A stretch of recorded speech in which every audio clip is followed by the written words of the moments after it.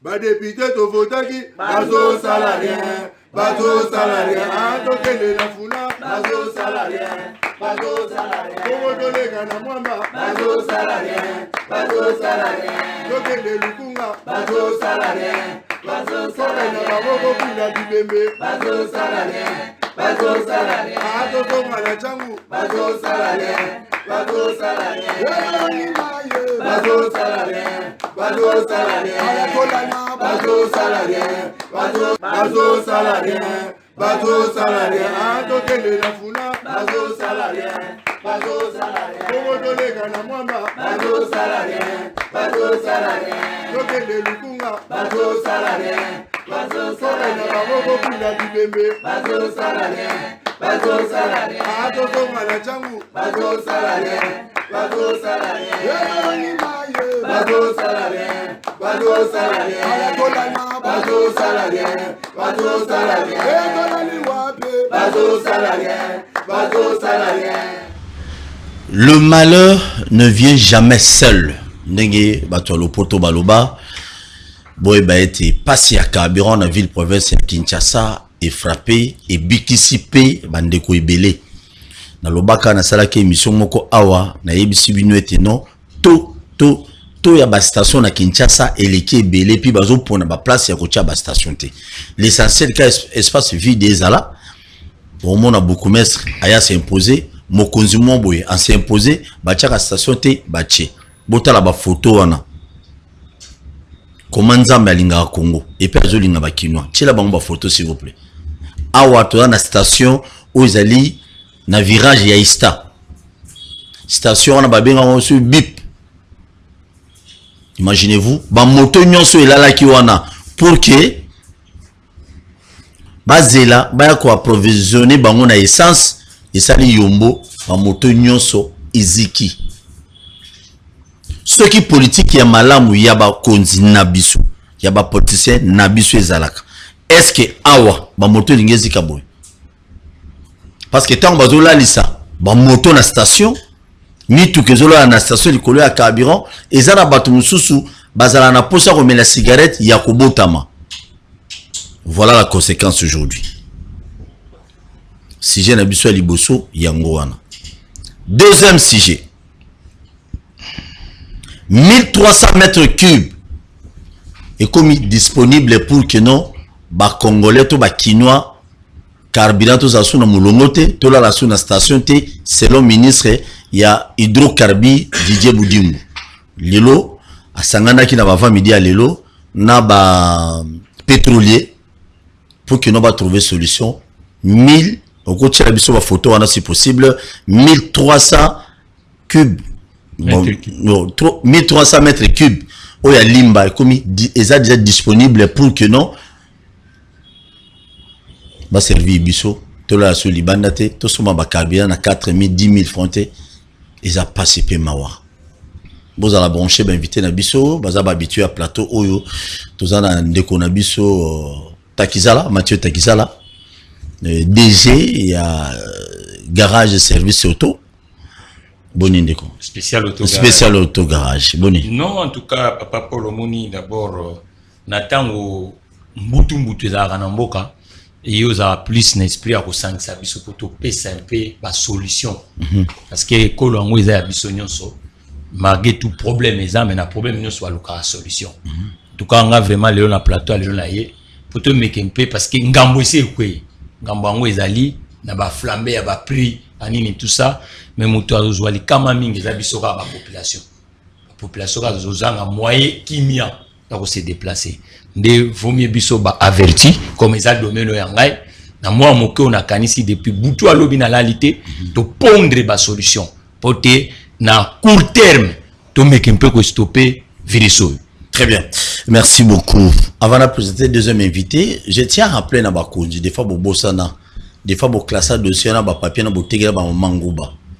Peut-être mobo sanate bandeko na biso bakufana mata dikibala bandeko bakufina mata dikibala lisolo ezalaka ete no il faut bo dédommager bango ti lelo balobi na solo na ndambo après monsieur atongo balobi ete non mutu moko teskala jamais kozala dédommager na kati na bango za bato muso batika bana na bango o babanda kotanga moye batanga ezate na kati ya bato bakufa na Matadi Kibala o toyoka 21 23 30 combien na Matadi Kibala ti lelo sans suite bato mususu batika basi bato mususu batika mibali na bango ekozala mwasi na bandu luka mais likama ya SNEL Société Nationale ya Électricité na biso ti lelo ceux qui ont gouvernement il faut pas de dommages ceux qui ont SNEL ceux qui ont nani ti lelo bandeko bake na sama belé bazo mériter ne lokote il y a pas si peu mawezali ni nete détournement pillage ya mbongo ya biso ba congolais na caisse à tout moment tozoka pillage mais bato ba kufi pour nekolo bato ba kufi pour erreur ya l'état congolais ti lelo baza dédommagé.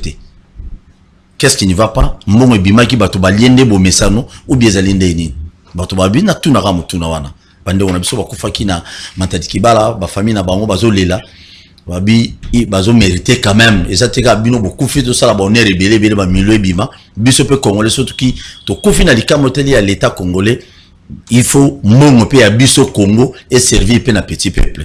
Maître Amar Lokekaboni. Bien Paul. Candidat président ya Borfelen en 2023.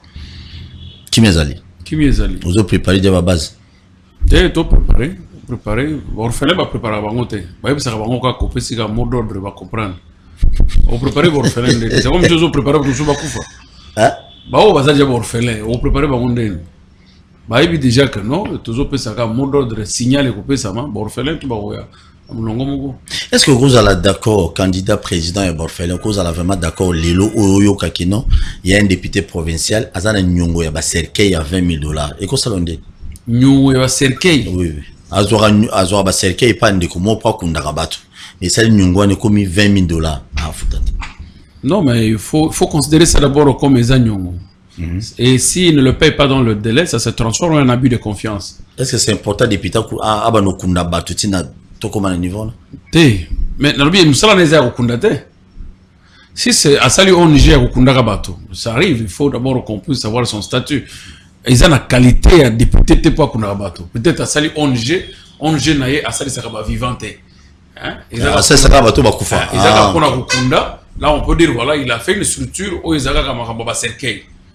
Alors, ce qui est comique, à ce engagement à Kufutate, il commet l'abus de confiance. Automatiquement, instance. Très bien, merci beaucoup. Il y a un sujet à bisoter. Bon, tiens, la photo, moi, tant que le temps, on ça le débat, et vous savez bien. Station Monko, il y a essence, Zikaki, na commune ya Barumbu.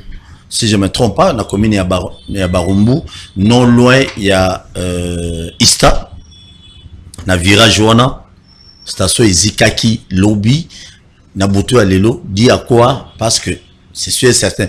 Banquette et aussi maintenant bien que banquette à Congo et à Boutsakate. Il semblerait que non. Moi, moto, to flamme, moi, et bima qui on a Eziki. Ba moto, on est Eziki. Et comme on roule ma banque, de bon mon angouana. Eziki pourquoi? Ba moto, comme on roule ma banque. Tala. Faut mon moto. Au salaire, robin, on dit banque, na musique. Et à moto, Eziki. Ba moto, on Eziki, tout justement parce que carburant est alité. Ils ont manqué à gagner pour na bande ko ebele des fois ba moto wana na crédit kolo na ngazo zela aba nozo selembo malembe moto eko zika poazwa carburant débat na bino na ndako débat na bakinois débat ngona na fungoli na plateau takizala Mathieu beta biloko oyo conséquence ya boy. Et puis, tout le monde qui l'a fait passer dans ma station partout, les lieux sont en place, et heureusement que les bandas qui sont aux appels nuanati. Nous avons mis le bon. Bon, Papa Paul, on est dans le bamin na plateau informel, azali muninga ya motute, ya lokola moto na sida. Mais lorsque biso totika informel, aza la règle sociétale, eza moi passi pour la biso. Parce que domaine wana ya domaine sensible. Ba produit pétrolier na balier de livraison nango. Normalement na station na faut bazala na bac à sable. Ya monene parce que ezali ba produit moko et c'est flamaka. Et ezaka na ba consigne de sécurité. Batia ka station na environnement oyo esengeli station zalawana. Station kozala te que d'ici le point de vue cadastral Otiaika po eza pembeni ya nzela te pembeni ya nzela te. Moi j'ai l'impression so ozotambola mboka au moins bat ba kanzene station ezaka po goudron eleki wana to route macadamisée net otie te. Faut ba normes sécuritaires et à la respecter pour éviter les insécurités, parce que ben insécurité ba produits pétroliers ezalaka suicideur. Yango monaka ke même transport ya ba produits pétroliers Négopole okomona batiaka déjà véhicule on a fa respecter ba normes, conducteur fa yebandena komema yango et ba livraison na yango pe ezalaka ba air oyo basala kabosala ba livraison ya ba station ya nini tala tata osala publicité te les 7 sœurs et ba le 7 sœurs ba banda des gens ba subisaka premier choc pétrolier oya 73 ezali 4 ezalaka ba société ya bande na biso oncle Sam mais misusu eza européen na bangonde ba coloniser ka monde ya distribution parce que za musala o bango ba maîtriser o logiquement ndenge za bande ko ba osala mombongo. Mais Moussapimo est en facilité. La législation, on y a tika kamuto kazana mwanda mambongo a emo mukete. Basala kaba regroupement. Par exemple, on a vu avec ça, du côté congolais, tu as 4 ou 5 enseignes. Moutounio soit ligne ko sala mambongo nanzela station, ba PCE franchise, nanser comme ça, ba regrouper. Pour te ba normes sécuritaires, et la ka respecter. Ce que ba normes sécuritaires, les a respectées, to miti en danger, to tiepe population en danger. Parce que logiquement, même dans le ya ko kabola bandi kunanga nyonso essence. Il faut quand même pe ezala ba ko ba non lelo na de télé la télé ba plaque boye neto ko servir. Parce que législation na pour éviter parce que awa déjà zo mona ndenge zabu. Nombre belé. Or, l'état mutunyo so atambola kana véhicule roulant papa Paul aza identité à véhicule na la législation. Oyoka kana mikila poto la gatanga balobo bazo lutter contre pollution. Ba oloba ba plaque impair bo tambola jour boy. Ba plaque pair bo tambola jour boy. Pona nini? Ko réguler eloko papa Paul. Régulation so les anelo to salate ezalaka à moi passe. Il faut na ba moment déjà to komina ba carence ya boy. Au lieu que mutunyo sa kenega ko se présenter et ko créer quand même insécurité même ya miso. Il faut siko ba landela ba plaque. Ba plaque oh, na secteur wana ya combien de stations basa les distributions notre moko interne yo ba plaque zolo ba wana déjà oyebi ki ba plaque belé na Kinshasa le epesami carte na permis de conduire nani comme carte rose les anté volet jaune les anté mais ba tekeli ba to ba plaque ya pa mabongo kasi yango tozo futo benga siko papa Paul o ba bengi botamboli na solvabilité na insolvabilité te solvabilité linko lobani. Notre interne, il y a un département ministériel. Il faut qu'il n'y ait pas de marchand. D'où la nécessité, marchand, l'État collabore avec et ça marchand à formalité. Tant que vous avez un pic, il y a bouilli. Ça signifie qu'il faut jouer dans cas il y a sécurité, cas il y a inflation monétaire, cas il y a environnement, cas ainsi de suite. Il faut notre interne est circuler. Et alors, bon, yo commerçant.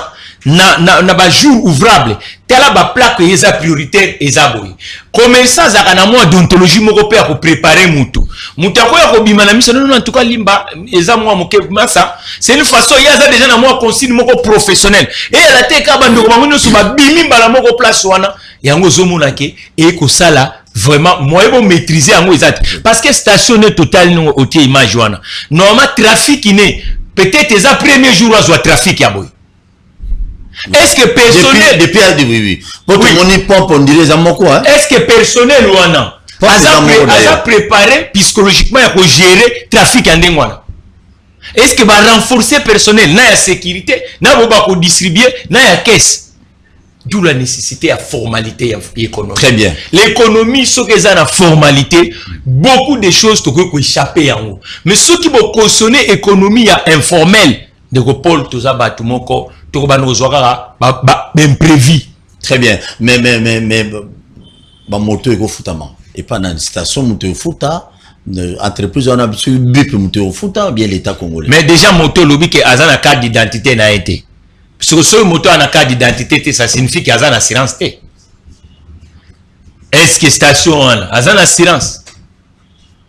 Normalement, sinistre wana baka naturel accidentologie aboye assurance il y a d'état ne mutako déclarer yango déjà mais est-ce que ba moto nous soit les ana so identifier yango baza porteur ya titulaire ya assurance or trafic n'espace public oyo babengi commerce okozwa véhicule moteur te ezala 2 roues ezala 4 roues sans assurance kosala commerce. Est-ce que kuna paye moko muto atekele limba wana bobengi limba carburant aza moni pe la pompe moko pe. C'est ça le problème. C'est un lobité.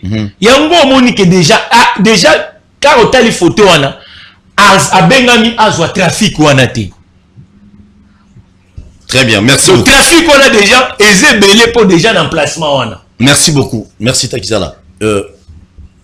Avec beaucoup de respect, candidat président de la République en 2023, Yaba Orphelin, Maître Amalokeka. Yo président de la République, Omoni et Lokoya Bongo et Leki. Comme on a aspiré au comme place un jour et Salondé. Non, Paul, c'est triste puisque ce qu'il est là, c'est manque de prévision. Manque de prévision, puisque gouverner, c'est prévoir. Le premier concept qui entre dans la gestion, la gouvernance, c'est ça qu'on prévoit. Qu'on prévoit nini. Qu'on prévoit ma camougnon sur la vie sociale. Qu'on prévoit ma camougnon sur la marché à bateau, où ils ont gouverné. Qu'on prévoit ma camougnon sur la vie extérieure comme intérieure, extérieure comme interne, il y a bateau, où ils ont en charge. C'est manque de prévision. On ne pouvait pas arriver les lotos perdre plus de 300 motos. Non, bah 600. Plus de 600 motos et station à carburant et Ziki au motif qu'il y a manque de carburant. Ou, comme le ministre a dit, à diminuer la consommation de carburant. Non, c'est manque de prévision, c'est de l'amateurisme. Et puis, c'est inconscient. Pourquoi je veux dire que c'est aussi de l'inconscience? Ce qu'ils allaient dans la déclaration à ministre, au secours au peuple qui brûle déjà. C'est-à-dire, on l'appelle les sapeurs-pompiers. Un ministre qui vient comme un sapeur-pompier, déjà le Kaboussé Ziksimboka, il vient pour dire non, tu vas dire qu'on consomme 1100 mètres cubes par jour na Kinshasa et que les lots, vu la situation, au Tozana bateau, il y a comme pas de technique et bateau, ministre Nabiso, bateau est à Congote, c'est lui qu'on avertit qu'il y a une panne technique, à quel niveau? Et c'est lui que bateau est comme attenté et que tout ça encore jusqu'au 15 de moi solution en entendant pas pomper, donc on a encore du jour. Ça peut faire 10 à 15 jours pour que tout soit carburant. Je suis désolé, tant on a monté les bandits, on a 1300. Ça c'est la deuxième cité. C'est en fait inconvénient, il y a déclaration, il y a autorité publique. Il y a effet, il y a mauvaise déclaration à un ministre. Puisque le ministre n'a pas été précis. Et que va se précipiter na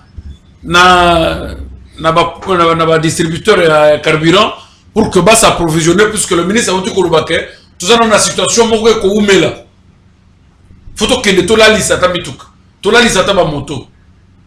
Une autorité ne peut pas amener un langage de découragement à son peuple, jamais.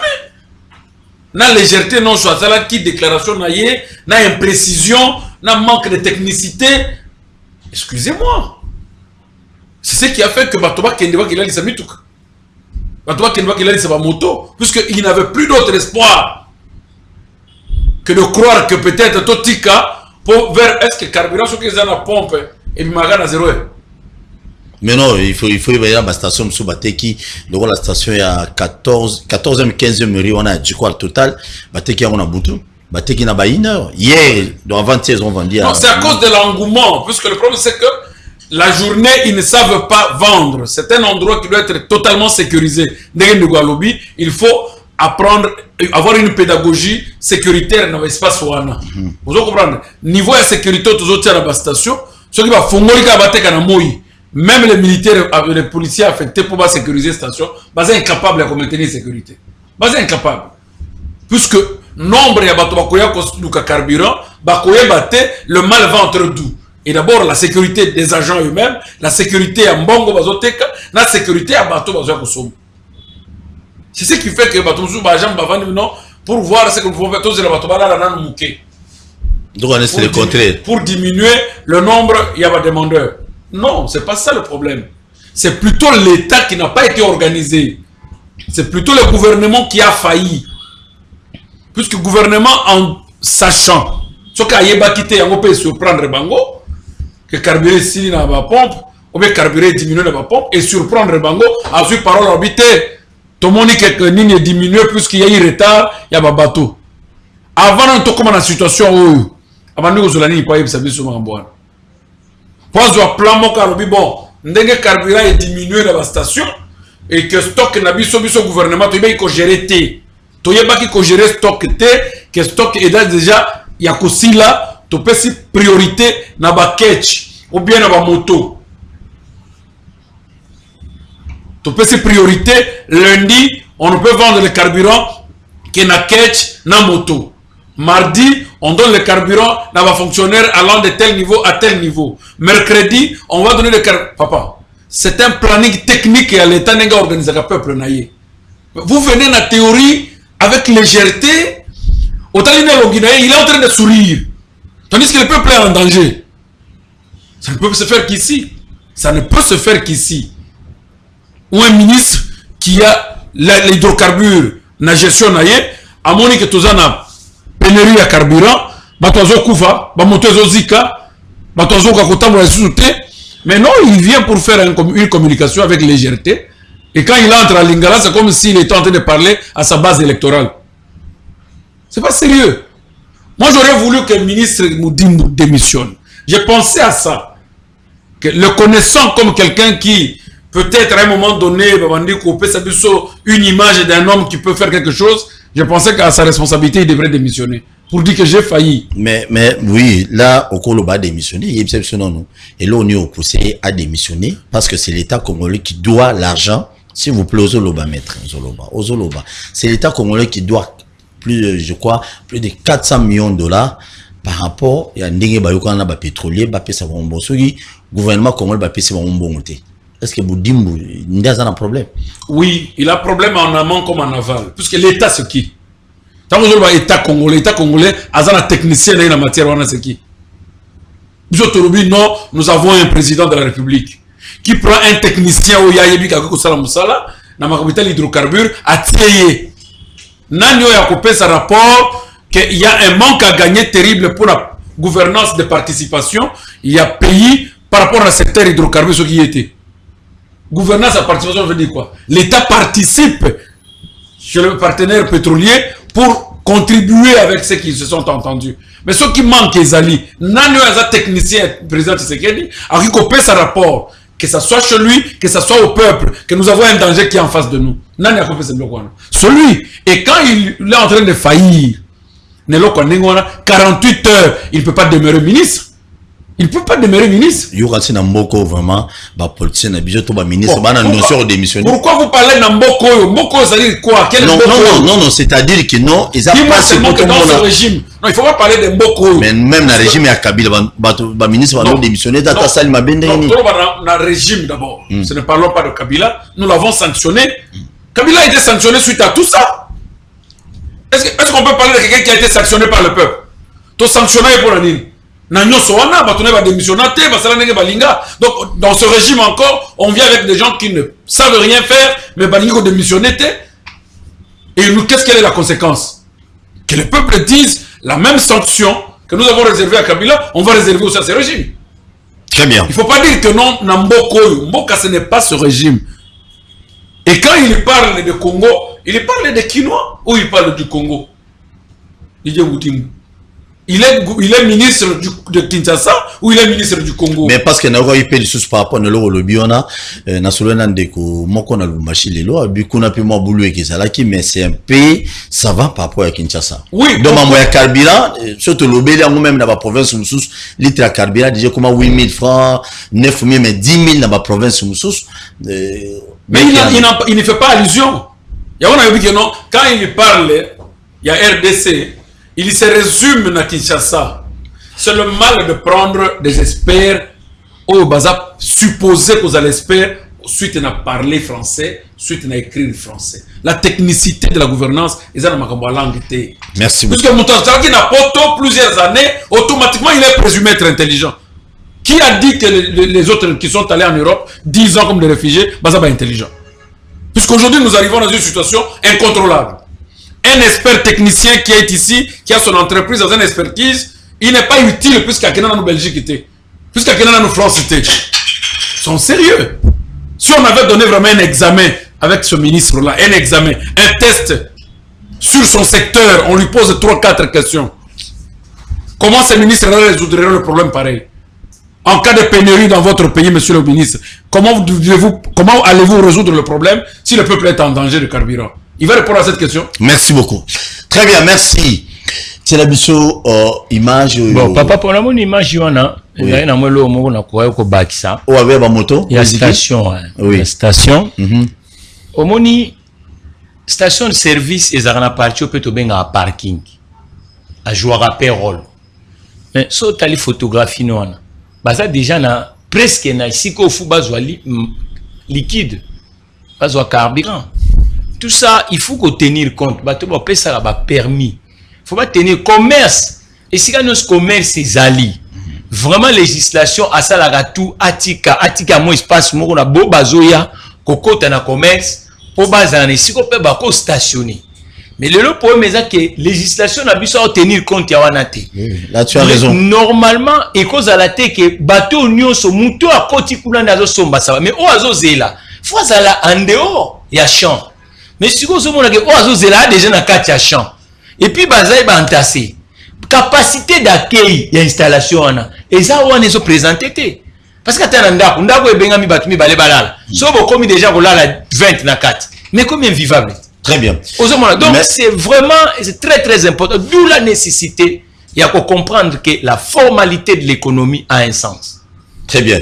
Merci beaucoup. Et le lobby on a quand même le ligne pe à station na biso ezali de Kutama Bay aux station oyo. Station oyo ma banque est en ebélé zikiona oh station ezanga na pompe moko kaka bo mona pompe moko est-ce que ça na ba norme tu es na Willery na bosensu Dodoma voko ma Dodoma station moko ezanga so na jipa munene poko tawana il faut liboso na yo vide ezala na yo bité bo pesa bango ndingisa to ya kosala mais basa la peine en même temps alimentation za bo likolo kuna hôtel sur restaurant maintenant c'est parking même ya mitu ko kota bien ezati donc ils appellent ba norme té alors ba konzi bo pesa ratika bo pesa té ata ba station sur ezapé ya bino mais boye ba pe que non biso to ba nyama na bino té to apé ba sur banani té il faut vraiment il faut en tenir compte parce que tu as une condition bo pesa mo ton station ezala ngona ba norme té ezala ça me rejoint dans ce secteur là qu'on ne prévoit rien.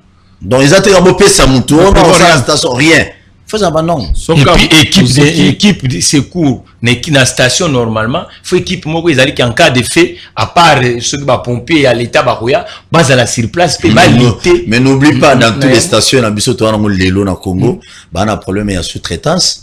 Oui que non, ba salaire bandeko ba salaire musala même na station na ba futa makape bien té parce que comme sous-traitance ba to musu ba négocier la bango prix.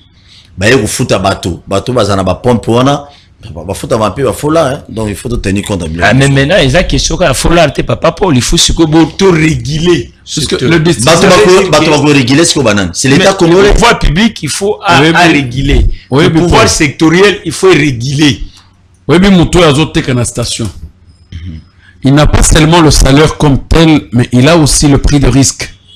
Est-ce que Bazongo? Parce que le problème c'est qu'il est en train de vendre une substance inflammable à tout moment et qui peut prendre sa vie à tout moment. Et au regard de tout ce risque, le Colané va payer sa pilote prime naïe à vol. Tous ces vendeurs de stations, ils ont droit à cette prime de risque. Banane ba Hollande la ba prime ona. Inspection du travail Moussa. De toute façon, moi je dis que inspecteur il y a secteur il faut pas ça là pour contrôler est-ce que le pour la moto na station azo fonctionner est-ce que pas il y a bazelu ezali est-ce que na kata station il y a 5 personnes la station oui la station là mobimba na total na station pena bilo nyoso zo bazelu mais normalement il faut ezala il faut ezala on a pompe moko il faut ezala Ça veut dire que faut pas contrôler. Ce qui babilo quoi nezate quelque part bokanga onanu. Non, ce qu'on a en norme ndето ça ni to fongoli. Tika to vanda. Très bien. Tant zo babokanga on a des bonhommes mais tout qui tout ça bazomeli ko tega ba carburant wana, ba to ba kufi wana mais bazomeli ko. Merci beaucoup. 1300 mètres cubes est commis disponible. Il y a essence bien si est commis disponible selon réunion et Salma Kimokolo Alelo, ministre Didier Boudimbona pétrolier, ba disponibiliser les biso bakinois, bateau bavana na Kinshasa 1300 mètres cubes par jour pour tout ce mandat. Autoriser les sous-outils, les 14 étés, au moins, bah, trouver les solutions rapide. C'est quelque chose quand même encouragé parce que talaba monta baninge zike bele boé. C'est la biso be kliwana nazo bané pas takisala. Betabilo. Eza malamu to mabe. Bon, Paul, omoni variant oyo et zali variant moko futu luka politique mususu. Biso ça 1300 mètres cubes. Et pas ya spécial auto yoka ba proposition to pesi. Proposition à liboso to pesi ba grande véhicule o ezozwa énergie belé et mais un peu ko bunga na nzela. To utiliser ba petite véhicule o ezako kozwa carburant moké. Ça fait que kechi yeste moi nini Suzuki amike wana o ezali que avec un petit 10 litres et permettre que tout tambola ba kilomètre belé. Deuxième possibilité mais si on a bateau bazala mitu amike wana landa kasite zo continuer pour ba proposition to PC l'état biloko proposition mususu biso spécial auto to PC ezali nini o ba benga convoiturage papa Paul avanda na masina mais tongo nyonso aya vers centre ville découpé maître Armand avanda na masina tongo nyonso aya ka centre ville mais au lieu que sikona ndeko Armand na papa Paul bango nyonso mine o ba bimana nzela pona voiture nyonso ana droit komema 5 personnes, plus 4 plus conducteurs. Ça veut dire que ceux qui des gens, tu éliminer 4 véhicules dans la circulation, tu juste qu'on a carburant l'ingé utiliser na 5 véhicules wana. Tu utiliser en suko na camion mon na semaine. Ça veut dire que le nombre de litres tu as besoin na station et à la mouké. Ça veut dire que moi quantité parce que selon pédagogie ou salami stock ou ezanabiso ezo kende les 14. Donc, si la 14, ceux qui me sont accostés, à partir déjà la 14, c'est comme un problème. Le 14 septembre. Mais le lot, les 9. Et en monde maintenant, si vous faut changer habitude vis-à-vis à consommation, il y a carburant. Donc, tu appelles petit véhicule, il y a faible consommation. Page Facebook, il y a spécial auto garage, il y a spécial auto garage. Au côté, on nous tozo le besoin à kati. On s'est identifié. Comme ça, tu mutualiser. Au lieu de la yo voiture, ou alors qu'on a une voiture, tu dois appauvrir parce que quantité dans notre langue est à mouquer. Troisième possibilité à l'inini. Au niveau il y a ba institution parce que bango pe bazo zoa carburant belé. Net na ba compagnie à l'état. Chaque directeur a utilisé voiture na munenete. Na chaque compagnie à l'état bazaka na ba minibus. Minibus c'est quoi comme mabiso ata 14 personnes. Ba directeur 14 ba côté vu que tu économiser déjà combien de 14 du carburant. Nde tu économiser ba litre na au lieu to comme 14. Mais to matamwa likolo en attendant carburant ça la nini et à Ranamboka. Un autre élément, organiser bande quoi ba moto parce que ba on a faible consommation. Tellement ba on a faible consommation et qu'on permettre que chaque moto me maramo à 2 personnes to passer nanou vague oyo. Pour tout le monde a un déplacement de la population mais bon déplacement il y a marchandises, bon déplacement il y a soldats, bon déplacement il y a policiers. C'est pour ça qu'il faut gestion la business trop économique. Toke pe na parlement au lieu chaque parlementaire a tamboulana ba gros cylindre non ba luka ko mutualiser ou voiture eza na 5 places 5 parlementaires ba ko utiliser voiture ya mutu moko to économiser mais il faut faire face député ya Kabila na député il faut faire face bazaka na ba groupe parlementaire chaque camp a un groupe na so ba boy ba ngambu ya ba tendance politique maintenant ba groupe parlementaire ba ça un peu l'exemplarité on a payé faut économiser moins mouké carburant et permettre que bandeko ba meka ko déplacer na ndenge esengeli. Pourquoi? Qu'est-ce qui va se passer? Ce que toke na mathématique yote okomona ke okobanda kopesa biso ka ba prix oyo marché pirate ko sa nini a redominer tant marché pirate a redominer pouvoir d'achat pe ezana nou moké et que nous botola ba kongomani pouvoir d'achat. Et en gros, bengi que conscience. Biso pena spécial, tout on a moins quelques véhicules, il y a petite et faible consommation, baketi, oh, bandeko ya ba société, bako ko en contact na biso, pour ba mutualiser déplacement, il y a ba professionnel et permettre que tout réduire nombre de grands véhicules, Range Rover, Prado, Fortuner, oh, ils allaient 8 cylindres, 6 cylindres, merci beaucoup. Et puis, cortège à ma ministre papa. Oh, attends, na 4. Siko essence, tout ça n'andam. A diminué, attends, na moko kaka. Na mo moto zo meme liboso. Ministre va le coup moi va on dit. Mais essence c'était au tia maïté. Essence c'est mais bango na nous après. Pas diminuer. Bah il faut pas très bien sécurisé, c'est tout à fait normal, il faut pas dans la cortège militaire. Tu vois mais ce voiture moko pe monter à zana liboso, ba ko sécuriser na bango ye, ata na soka zaki na 3 atika mi balé, sécurité ko zana nango. Avant na pesa mettre à mal au Kamaloba. Congolais, Congolaises. Il y a combien de députés au Bino Bovotaki en 2018? Au bazo partagé na Bino Mawa, Lelo. Lelo. Basa combien? Personne n'en parle entre eux, le 500 là. Bangonyoso, mtalo bali kwazati. Ba croiser maboko, ba ozela ba yela bakaye. Bana ya changu, bana lukunga, bana funa, bana mwamba. Bino bozali, depuis obandi kotangisa bana na yo, ti mukolo lelo. Combien de députés, combien ba fondation, ba asbel, ba yela bino bakaye. Mais kaka sikoyo, pemeni ya ba élection, il y a des fondations, des aspects, bah moi il a battu, bakaye, na bastilo. Moi on a tangi premier c'est comme en maternelle, à six maternelle, à écouter premier c'est au deuxième, sixième, dès qu'on a bailo bakaye. Comment ça a besoin de ta conscience, na omite ka bomoto boyo, o teka elengi to kitoko ya Congo, likolo ya kaye, likolo ya stylo na fondation. Toutes ces fondations étaient où? Ba fondation belé, botami, bas belé, botami, quand pour na élection. Après l'élection, on va lire mon terrain. On m'a informé d'ailleurs, il semblerait, makangu ya ministre batini bango ibele, makangu na bandeko tout na changu, comme changu za poubelle pour bino bo voter bango na bakaye ba opesa bino na ba puta bazo au kabila bino. Ah toujours zela, bazo voyager belé kalate d'Angleterre kuna parce que reine Elisabeth a koufi. Délégation salimi ba ma puta salimi déjà ba to belé ba wala ta déjà. Est-ce que ba boulé yo ba kanisio?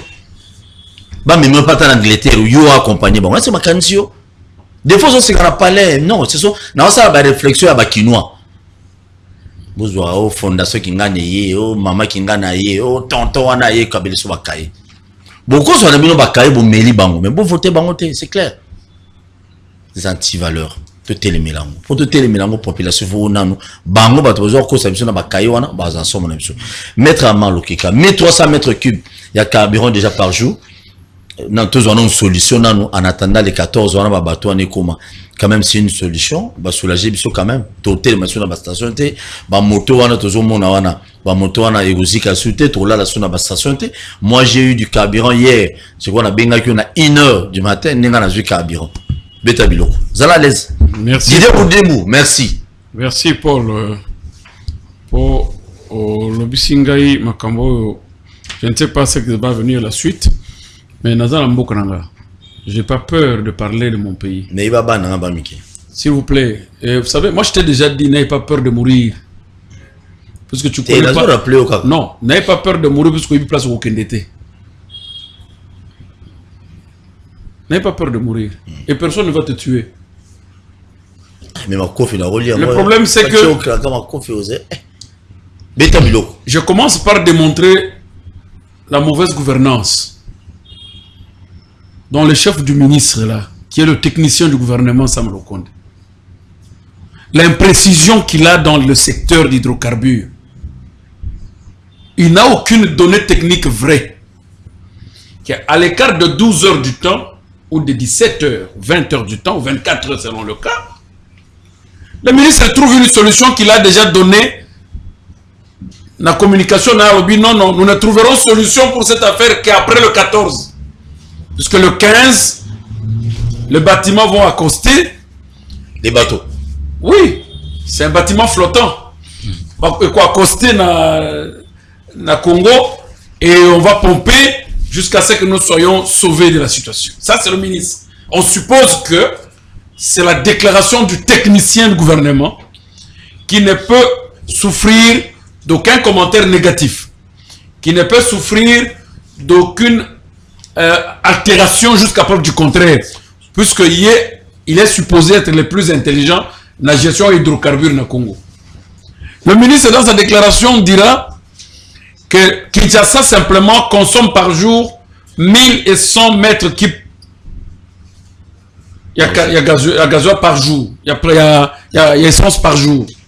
Mais la gentillesse, on a baxé 1300, on a qu'applaudi. Et 24 heures après, le ministre est impuissant de trouver solution parce que les bateaux sont en route. Le ministre qui dit qu'ils sont dans l'impossibilité de trouver une solution et il a demandé à nos partenaires de réduire la consommation en entendant que le bateau est comme na Kinshasa ou na Congo, bâti à 620 mètres cubes par jour. Aujourd'hui, sans même 24 heures après, non. Le ministre qui revient à la télévision ou qui revient avec des images là d'une réunion stratégique qui aurait dû être tenu avant communication naïe. C'est ce qui aurait dû être fait. Réunion en il fallait ça avant. C'est pourquoi j'ai dit, vous regardez seulement communication à ministre, il n'avait rien à dire aux Congolais. Il y avait une légèreté. D'où est-ce qu'il a puisé maintenant les 1300 mètres qui va nous donner? Les bateaux sont arrivés la nuit? Non, les causes à pétrolier quand même, PC, c'est une solution. Soyons humainement avertis. Parce que je vous dis que l'imprécision fait partie de la mauvaise gouvernance. L'imprécision. Ignorance. En politique, c'est de l'imprécision.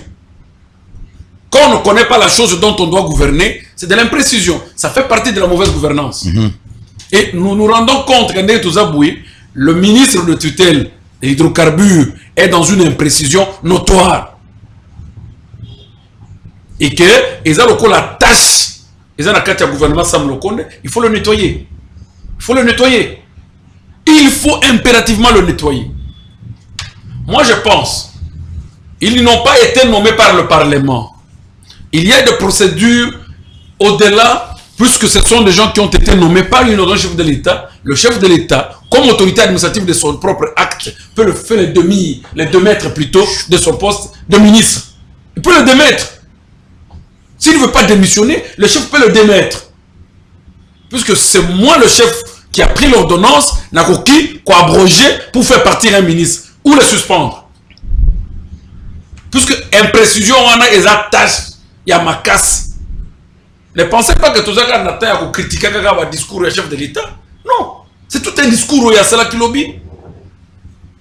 Pourquoi Azur carburant à Boutou Wapi. Mais au cause de la paix, pétrolier. Non, mais je dis, c'est ce que je dis. Oui. Pétrolier, wana, bazala qui a inventé, botami na Boutou alelo.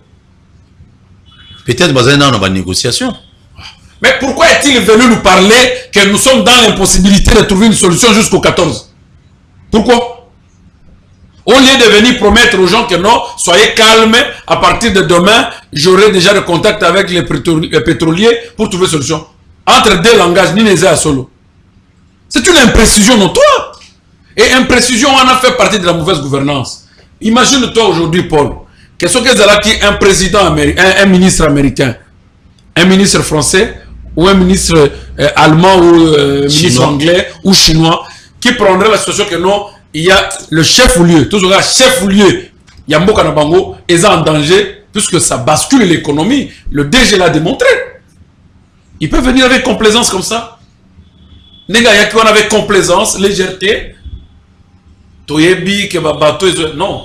Tout le monde est même si vous allez nous arrêter, mais nous partirons dans la loyauté. Non, loin de là. Le ministre Didier Bidimbo n'est pas à la hauteur. Et il a fait preuve qu'il y a une hauteur dans le secteur où on a été. Ce qui va maintenir les ministres, très bien. Merci beaucoup. Il n'est pas à la hauteur. C'est un secteur tellement technique qui demande beaucoup de génie. Non seulement il y a Koloba français, non seulement il y a Poto. Ça demande de génie. C'est-à-dire la personne qui peut comprendre les phénomènes sociaux, les interpréter et pour mettre fin à cela. Merci. Sinon, tout cela va monter sur l'actif du chef de l'État. Merci beaucoup. Je salue tout le monde qui nous suit depuis quelque part. Botalabiso, 4 Ekoya Mokili. Je tiens à vous informer que non, gouvernement congolais, Nabiso, gouvernement Samaluko Nazali ko chapeauté, Nanzela ya ministre Nabiso sectoriel, ministre Didier Boudimbu, bazweli biso solution na makambo o Italie carburant na Kinshasa lelo. Donc, kobanda mukolo ya lobby, to komi ko consommer déjà 1300 mètres cubes. Oh, il y a carburant, il y a essence. Donc, tout ça, sous moulongo na ba station T, selon le gouvernement, donc, na bouto à l'élo, beaux a déjà au CP là. Papa, je ne sais pas où on a parlé. Et surtout, bino ba papé, belé, ou kimaginda, pour qu'il ait pas ma quand on a une essence, on a une station, vous dites moi, pési solution. Donc, Boanos de la gare bateau, va perdre ma moto, bateau va perdre ma station, bateau va perdre ma vie, pour que Baya pour trouver solution 12 heures du temps après. Non, Paul. Comment le peuple congolais... Mais le gouvernement va payer sur ces Ils ont remercié. Ah oui. Au moment où ce sont des gens à lapider, c'est quelqu'un à lapider. Parce que comment quelqu'un peut venir uniquement à Golaxanda, qui c'est Yakubi, qui c'est mon père, après la mort de mon papa? Téléphone est fumé, c'est quelqu'un à lapider. Maître Azoloba, ça les cancinalo. C'est quelqu'un à lapider. La régie, on va récupérer ça. Ça fait très mal. C'est regrettable. Oui. C'est regrettable. Vraiment regrettable. Je ne sais pas si le président Félix est en train de voir tout ça. Je ne sais pas s'il voit. Parce que moi, je me suis dit, il reste le seul président pour l'instant de la République. Alors, Bengi wapi komunani, melama pio. Ndeko Blaise beta biloko tozo okayo, beta biloko. Candidat président ya ba Félin.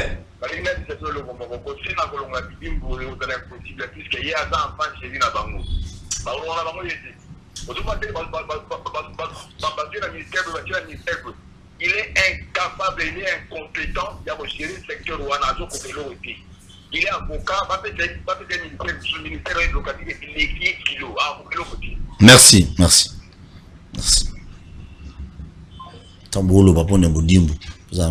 Non, c'est seulement dans ce pays que l'incompétence est une insulte. Incompétence, c'est insulte. Allô, bonsoir. L'incompétence est un constat. Non, c'est monsieur. Ce que vous avez c'est insulte. Ça ne peut pas être une insulte. Ce n'est pas une insulte. Allô, bonsoir. Allô, bonsoir.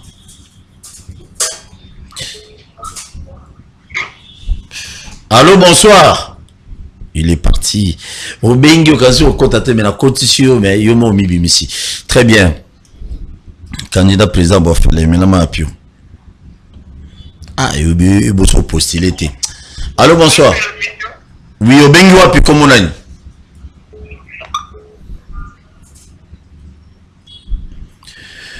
Tozali en direct, Tozali. Ok, merci. Tozali en direct. Benga pesa likansinayo par rapport aux autres gouvernement congolais. Merci Toté. Kabira zongi na normal à partir de banalobi. Allô, bonsoir. Bonsoir, papa. Obengi wapi comment on a ndeko? Na bengi na nyaba monga. Le moment makasi ndeko beta biloko. Ok, papa Paul. Na zopesa merci na papa candidat présidentiel ya Bofele azana raison voire même papa azana ngambo na mususu Papa Mathieu même na kosona potite azana ile makazi mais je comprends mes aboy na idée à pesi qui pas grand véhicule pas dans la suspendie pas dans la voiture c'est impossible pas grand véhicule wana ya moni ezoke ne mboka wozwa biloko wa otekela tsende ba fufuma tango ceux qui benteandi ngo basomba cardinate population tu comprendre ba grand véhicule te lobby te da ba gros cylindré ba véhicule la marchandise c'est là si ça DG to ke beta biloko. Il est parti.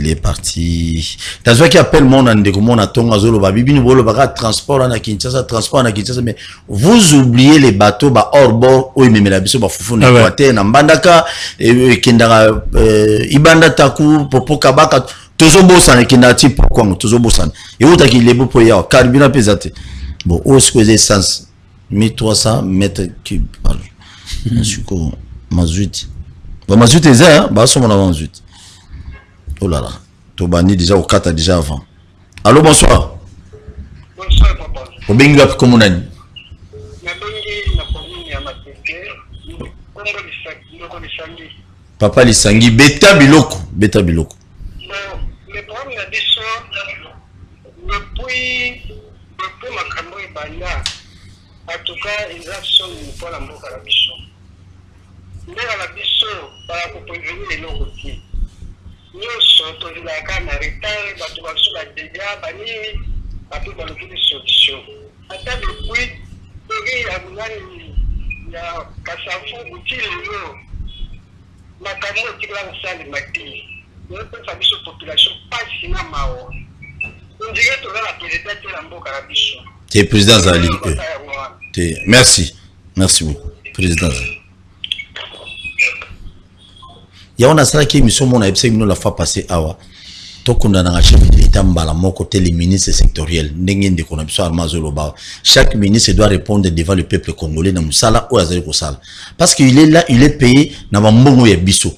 Tout na bon plan mituna boutique na mko altombola vandi. Tout na kana bango na ba ministre mutuna muto osalani. Merci. Un candidat président de la République, pour protéger, il faut protéger dans nous. Sinon, tout le monde BTP bilo autant il y a pas au commande. Allô, bonsoir. Allô? Allô, bonsoir, papa Paul. Oui, au Bengue wapi comme nani? Oui, na bengi na commune ya Limete, na bengi na commune ya Limete, monsieur JP, hein, na lobipo hein. Oui.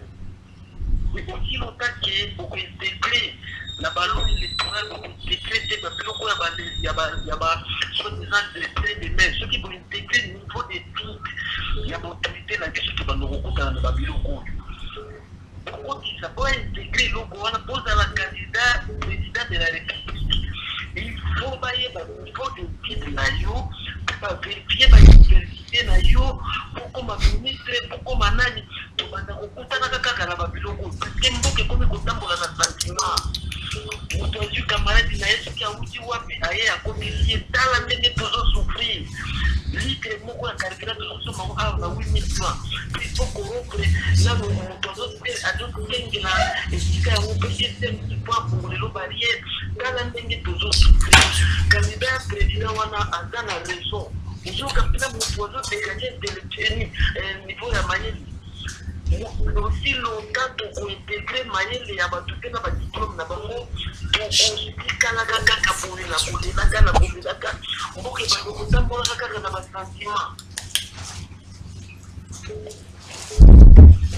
Merci beaucoup papa, merci. Merci. Allô, bonsoir. Allô. Bonsoir. Bonsoir. Au Bengue biso wapi comme nani? Na bengi na nganyema. Oui. Na commune na nganyema Juma. Juma tozo kayo. Beta biloko Juma. Ya biloko na bina beta bo.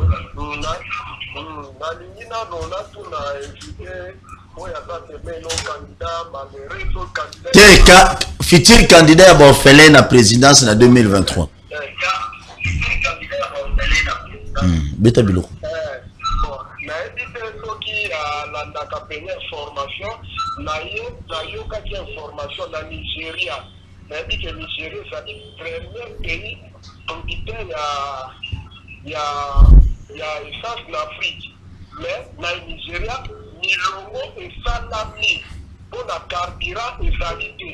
Siko ministre na bango aza incompétent to ezali nini? Merci.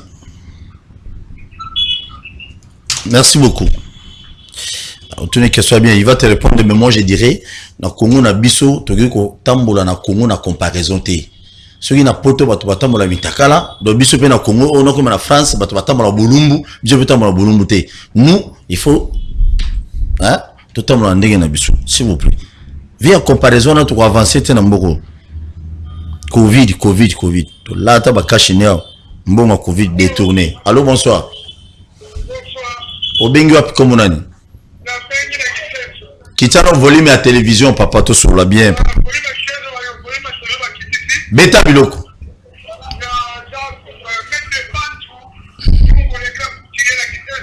Ah ouais, là c'est la chemise.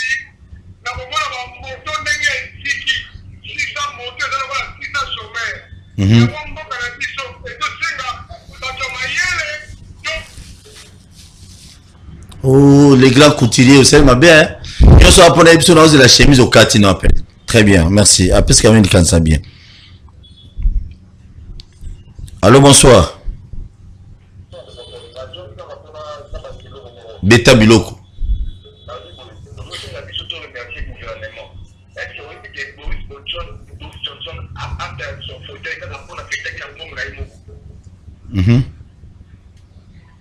Voilà. Et maintenant, vous voulez tout remercier parce qu'ils n'ont pas une politique, ils n'ont pas été préparés à payer le roi. Merci beaucoup. Merci. Merci. Très bien. Ah, nous retournons sur les karatés pour ça ma canis. Allô, bonjour. Obengi wap comme on a ni papa. Oui.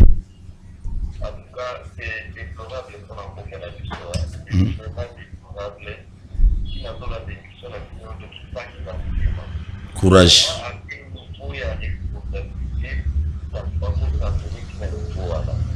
Et puis le secteur est vital pour la population.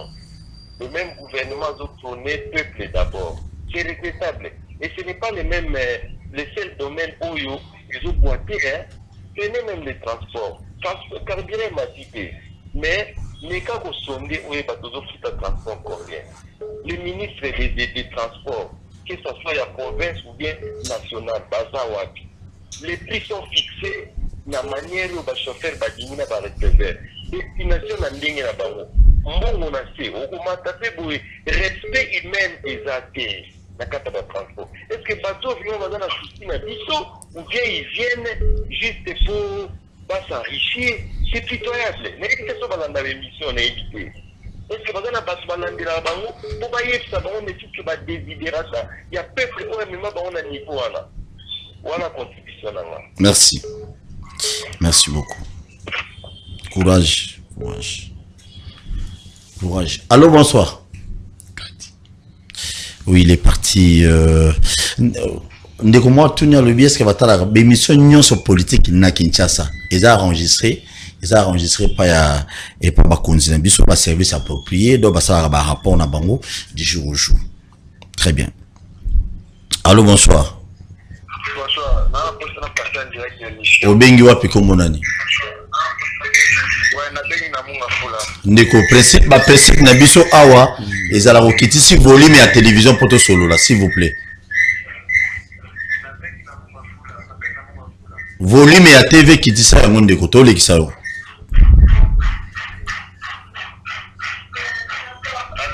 Tozo ka ndeko. Ouais, na nyalo bapo.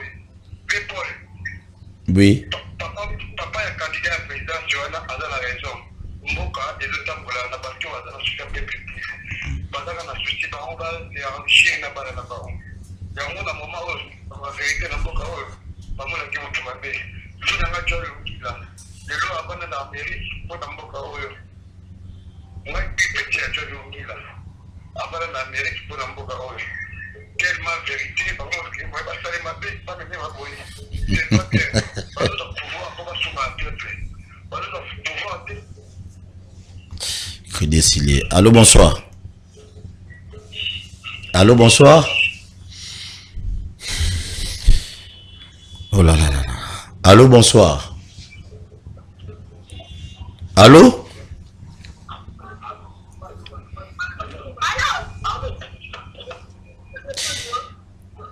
Je suis...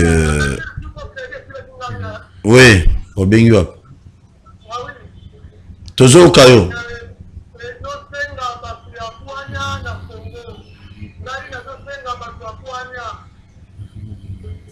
Merci beaucoup.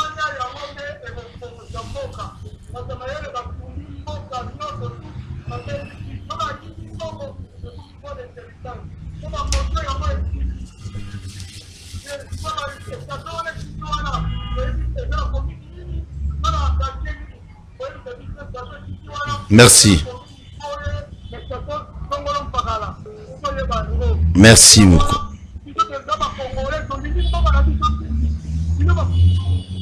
Merci beaucoup, émission Nabiso Esili. Ah, on a débordé déjà. Tu as l'habitude image de la station, on a mobile, on a expliqué, bah, c'est la station des alliés. Zikeleli, station on Ziki na commune Yabarumbu, na virage. Les alliés en face na Ista.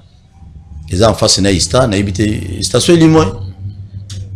Station Zongi, ok. Yango on a station Yango on est station on a comme on a un gros sur le bup.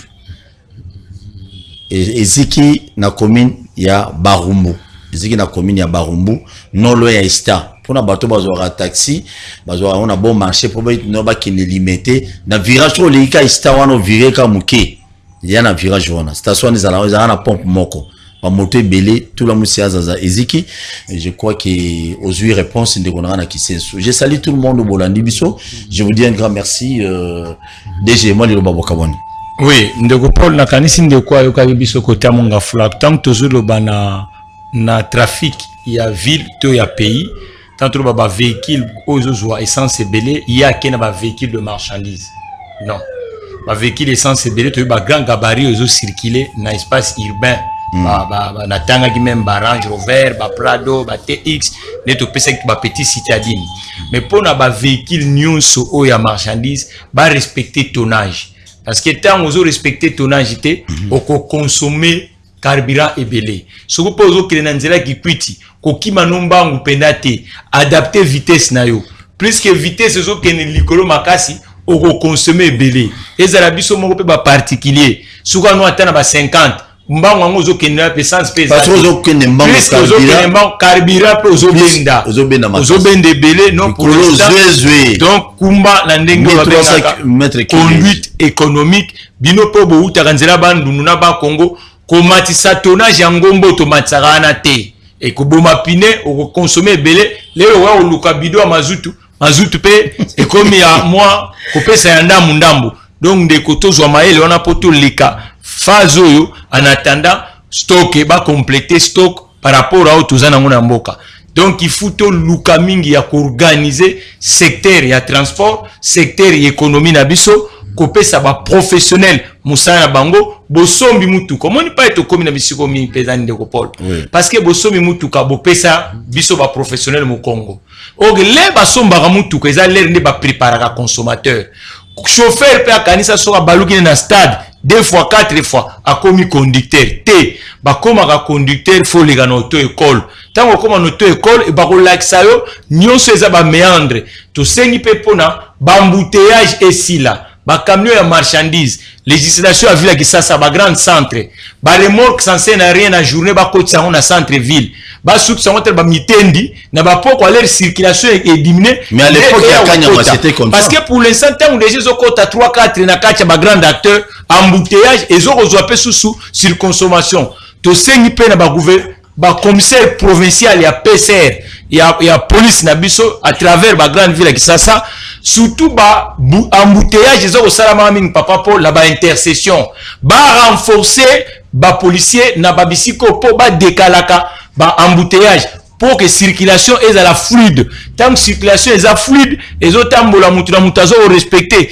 distance na ya o azali boso na o azana ciment et ba bouchon ezalité au komona que moi quantité essence tozana ngo toko sala même moi 2 semaines de plus par rapport donc ba renforcer yo pende ko commissaire ni policier ba tiena nzela yeba que pour l'instant toza ko passer moment moko carburant tikalement ndam tozo lukaka de façon de passer et comité que batino nzela kuna yo kumso ko matela su camion mutu likolo so matela likolo tala ba ono so tele misna sima merci yo respecter distance et de biso penato passer moment oyo pour te congolais nyonso yo pe muto sala kanzela voisin mega rememaye au lieu botambola dit camion aux autres destination moko ça sert à rien maintenant tout ça là d'une façon consommation est la économique. Merci beaucoup merci beaucoup maître osenga pe na bakonzi bino pe boti na bato ba ndo soma ba carburant na station pardon bokanza pe na biso bokanza pe na ba taximen na biso ba na ba station belé ba ndo soma carburant mona mokonzi moye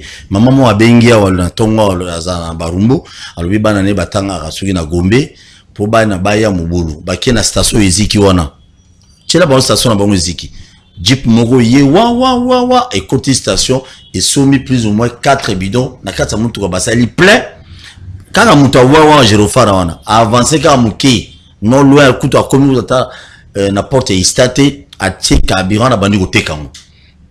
À bandi côté quand. Donc, bakonzi, vous tenez compte, le qu'on a tout abattu. Bino wana maïna makila, biso beto na maïna makila. Mais na ba école pe papa Paul ba comité des parents. Au moment que bana na biso ba zoya mingi so ke na ba école ba voiture les autres de belé.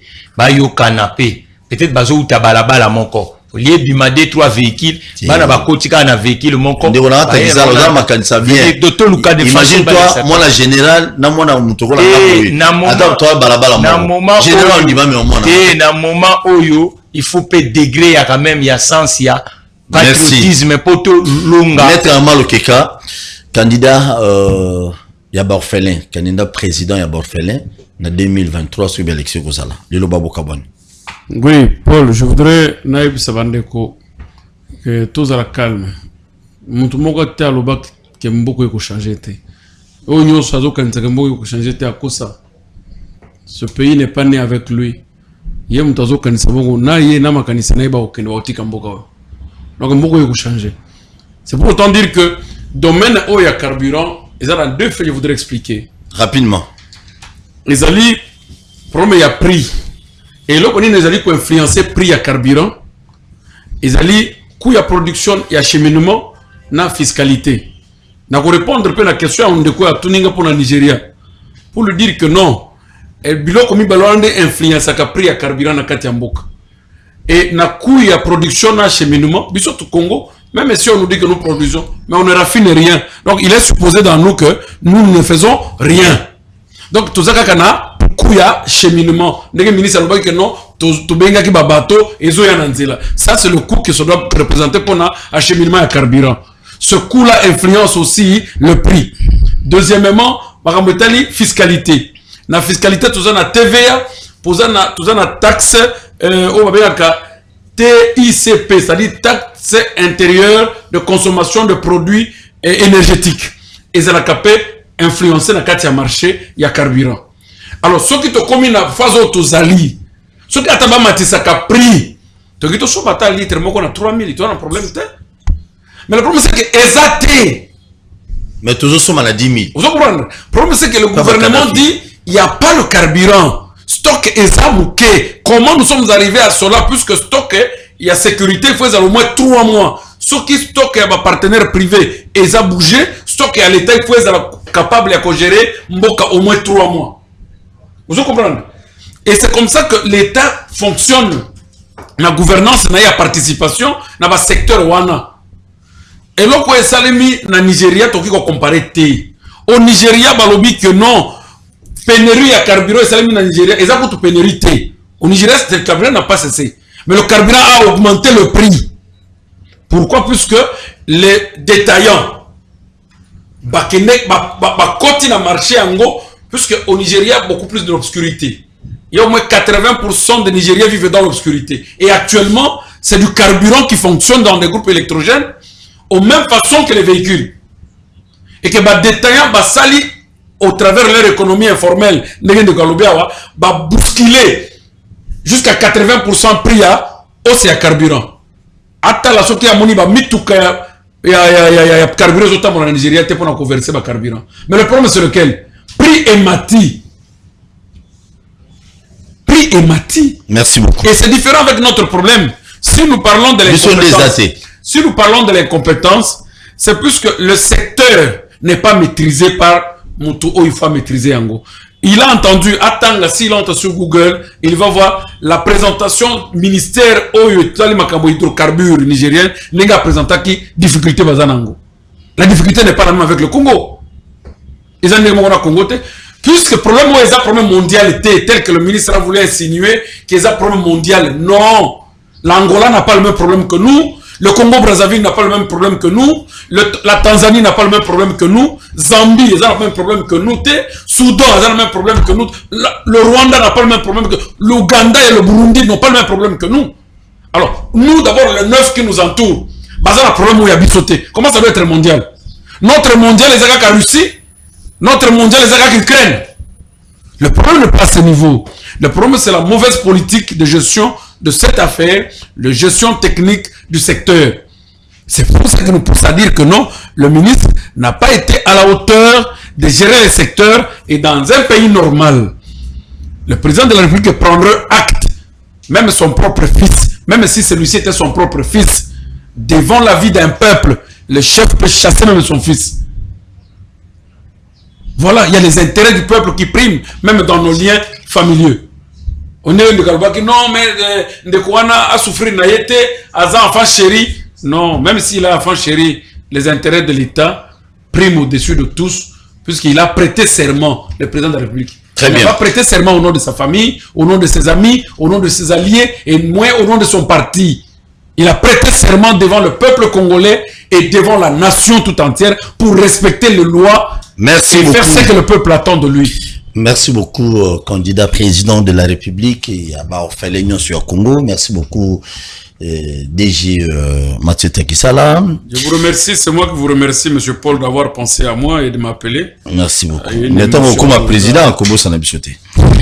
Esther Sala, Azali Maman Moko, Azali na Alexa Communico, ça me fait mal. C'est une dame que j'avais reçue déjà ici.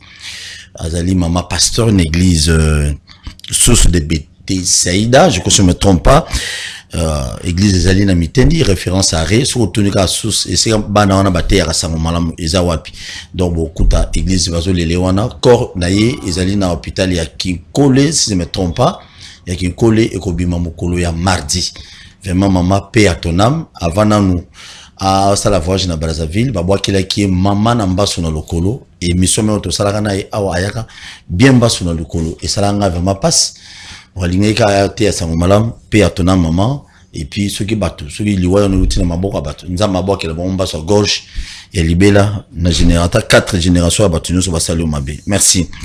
Na aussi que cette mission pour nous kosinga na ba kinoise le 15 septembre ils allaient rentrer parlementaire. Total la député bino bo voter qui ba rolobani na makamunyo sur l'équipe. Le 15 septembre député ya kwena yo. Oyo voter qui papa solution papa na bobenga ba ona ba dadi. Tous la bango le 15 septembre ngana bino liboso la voix de toyo ka ba rolobani ko banana tinasi. Président Assemblée nationale tinasi toyo ka bango ba rolobani par rapport ya passe ya ba congolais. Et puis était ya mutu na mutu sika ozali na voter nani na osana ni confiance. Na bato bazo kabila no bakaye kaye ko uta cimetière la mami na bakisi ya mvutuma yo zui na yo mwana wake classe azui na ete ozui no kaye waye ko sunga biso keba congolais fungola miso asbel bakinwa balobi j'insiste naza ko benga mutu nyonso basbel nyonso wana bezo bo adhérer na kati ya asbel bakinwa balobi to souhaiter bino toujours ko ya malam bureau na biso tozana cabine numéro 200 commune ya Lingwala numéro wana bobengi pour to pesa bino information mususu eza parti politique ité ezali moko ya Asbel tozali ko se révolter contre Nzala contre Pass tozana mwa muke auto ko travailler na bino ensemble to laksa to kaba mbongo te to laksa bino comment ko gagner mbongo biso to chana no muke et puis ba Asbel nyonso boya ata boye 1000 on s'en fout. Ba commune nyon to na 24 commune libanais en bok na ba province na tout ça là to 26 masolo awa et puis tout que na ba province. Merci émission et les cara de lundi à dimanche na 10h juste na 16h juste mais samedi na sala na 10h juste.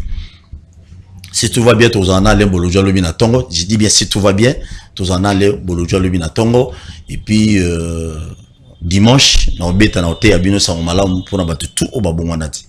Tokutani prochainement, je vous aime. N'oubliez pas de s'abonner. Bossa ne peut pas nous pandalia na bisote. Merci beaucoup.